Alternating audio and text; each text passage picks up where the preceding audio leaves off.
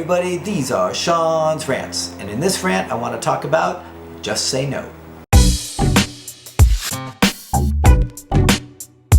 Probably one of the biggest things we see as far as dogs coming in here and being challenged, misbehaving, out of their trees, aroused, aggressive, anxious, all of this stuff comes from owners not being able to say no to their dog. And I don't mean no in the verbal sense, like saying no, like no, yelling at your dog. That doesn't really mean anything. What changes behavior in dogs and humans are consequences. And this can be an unpopular topic. A lot of people don't want to talk about consequences. The dog world's heavily divided. A lot of people feel like consequences are the devil's work and that you don't need them and you shouldn't have to use them, and if you do, you're a crappy trainer.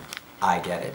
But what we've seen over and over again with dogs that come here with a myriad of behavior problems, once we say no in a way that the dog cares about, once we share a consequence, once we share a valuable conversation about this is not okay, once we make doing something wrong uncomfortable and doing something right comfortable, we find dogs very quickly moving into new directions. And what happens is, once you create that no that's valuable, once you block that bad behavior, once you stop that kind of aroused out of its tree behavior, you create the gateway you open this gateway to actually be able to train a dog and get a dog to be able to be in a place where they can learn and move forward and develop new habits and new practices and get into a better space. So once again, I think I marvel every time dogs come in here that are a wreck, and I see like how simple, how this piece they're missing is a really simple piece of human beings sharing consequences with dogs.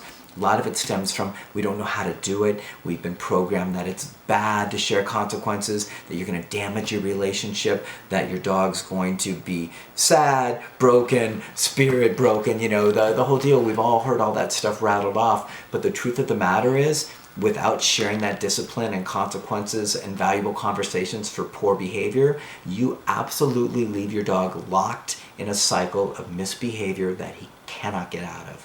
Your job: block it, stop it, correct it, open the door to create new behavior, walk through, get your dog into a good space. Your dog will thank you for it, your neighbors will thank you for it, your family will thank you for it.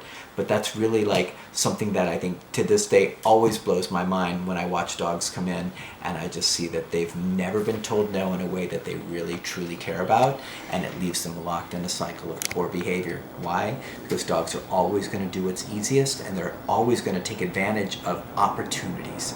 So your job: make sure you're a good parent, make sure you set down those rules, boundaries, the discipline, and follow through with accountability, and you can have awesome stuff with your dogs. But you gotta say no.